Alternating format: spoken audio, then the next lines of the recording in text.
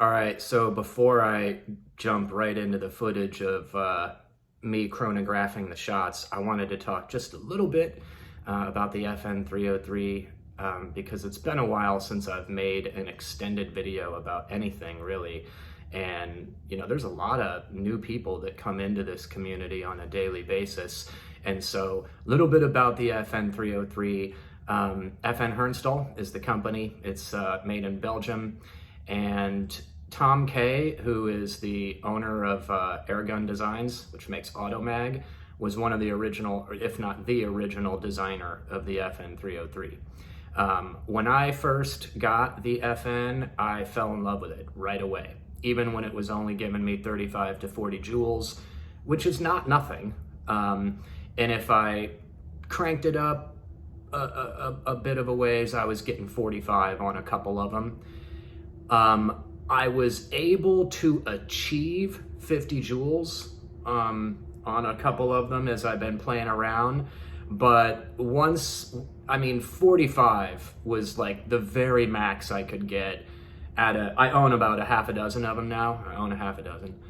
And 45 is the max I can get at any of them without cranking the reg up to a point where I start getting leaks, funny noises, and the marker just generally feeling like it's going to explode in my hands, which is no good. So really wanted to get 50 joules out of this thing, and I was really hoping to get 55 or 60 and put it at the level of the VKS.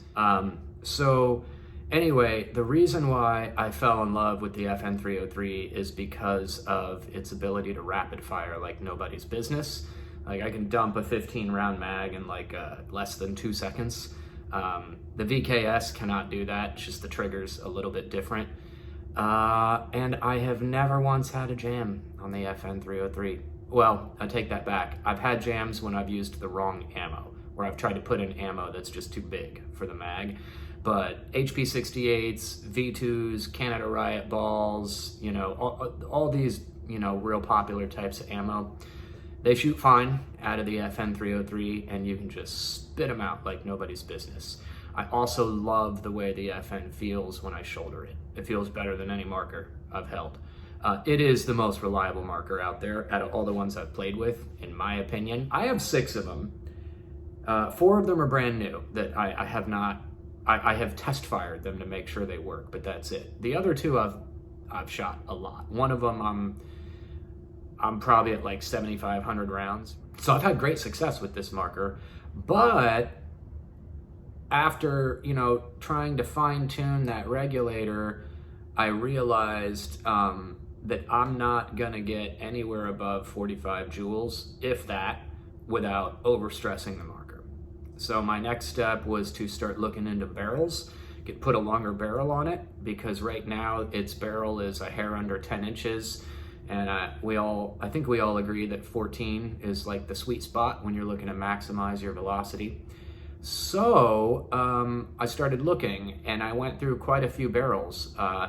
FN, it's like they've done everything in their power to make it as impossible as they can for you to swap anything out on this marker. The problem is that, so when you want to swap the barrel out, here's like the internal of the FN.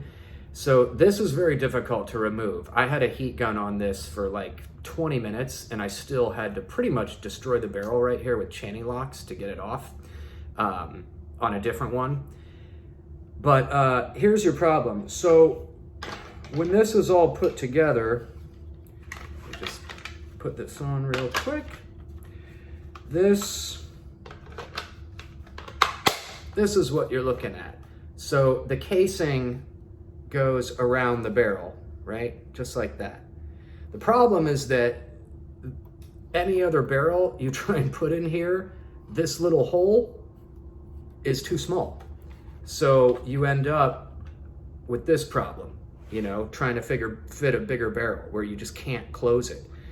FN, their barrel has these grooves that have been cut into them to make up for that, so they fit.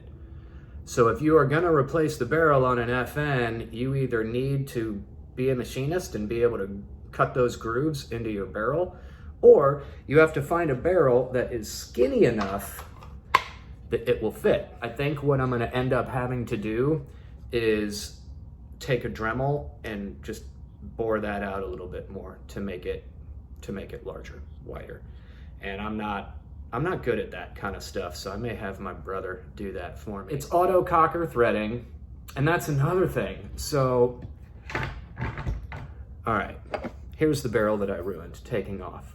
So it is auto cocker threading. So this threading, show you, grab this lion claw barrel here.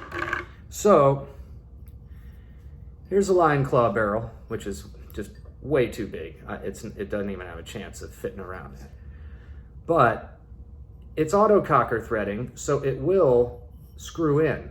But here's the problem. And every auto cocker barrel looks like this, you know? Here's the auto cocker barrel, the FN303. See the problem? So you screw this in all the way to get a tight fit, and it comes in, it comes into the breech area where your magazine needs to be. So you have to back it out a little to keep it flush. And in order to do that and not have any issues, the Lapco barrel I'm using, you have this same problem. So I put a couple of O-rings right here so that I could get a snug fit. And when I'm satisfied with it and I've decided I'm gonna leave that barrel in there, I'll blue Loctite it. But for now, I'm just playing around with all this stuff. So that's what's been going on. So I finally got that Lapco barrel installed, everything put back together, oiled it. And then when I was shooting, and I posted this video of those numbers, I was just barely cresting 50 joules. Like some of my shots were 50 joules and above.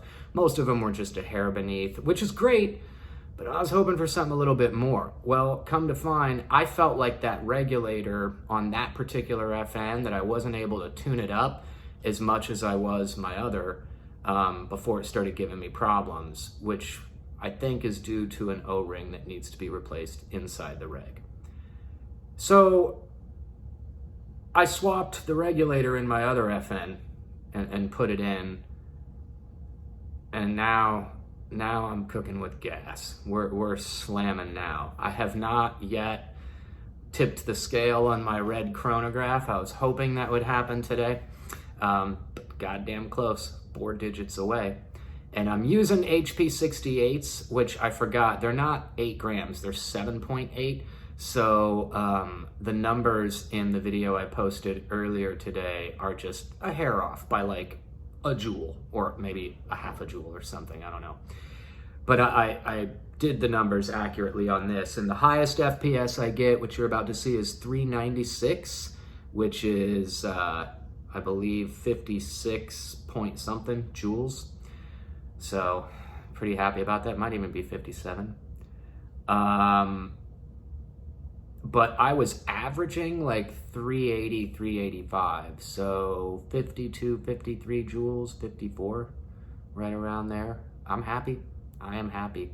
And I don't even need to, you know, to achieve those numbers, I was really like consistently fine tuning the regulator. Even as my tank started to go down, I'd, you know, take the air off and tweak the regulator up just a little bit, just trying to find that sweet spot. But I don't want to be right on the crest of that sweet spot, because another thing I've found is that the output pressure in the FN tanks varies slightly. So you might have that sweet spot and you're smacking away at like 52, 53, 54 joules. But then you swap out your tank and the next tank you put on has a higher output pressure. So then you flip your ASA and you got a leak out the reg. Really annoying. So you find that sweet spot and take it down an eighth of a turn, and then I think I'll be good. But I only have that one barrel on that one FN, so a lot more testing needs to be done, and I need to test different bore sizes. The Lapco I'm using right now is 6.8 bore, so I want to check out a couple different sizes of that barrel.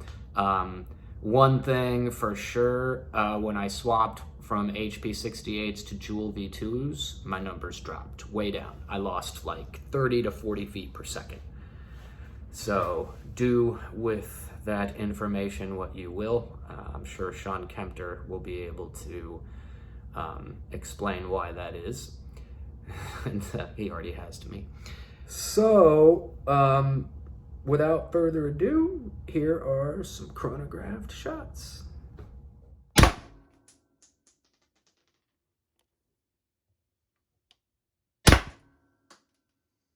That's what the fuck I'm talking about. Been waiting 6 months to see these kinds of numbers.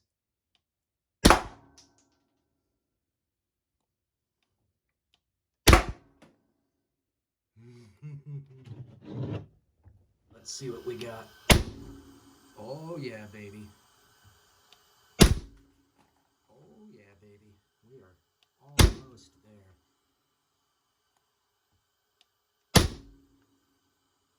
Alright, so. Boom.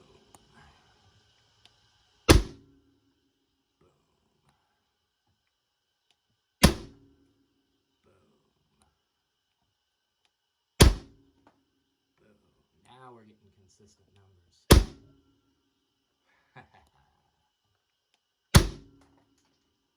That's what I'm talking. And he does. Oh yeah.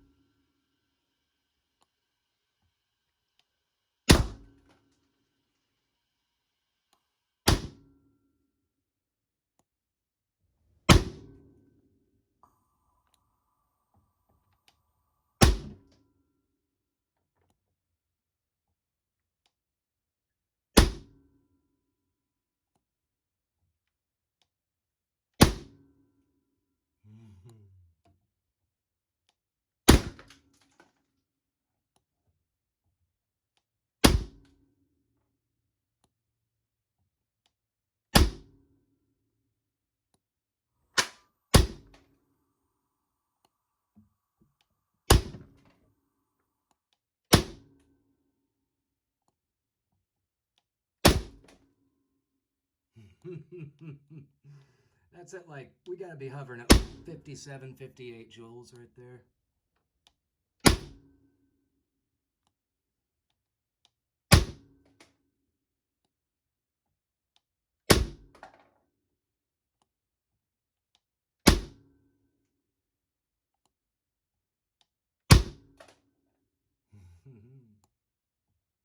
Come on, baby. Give me a 400. I would get the cycling issues and I wouldn't be able to rapid fire. Problem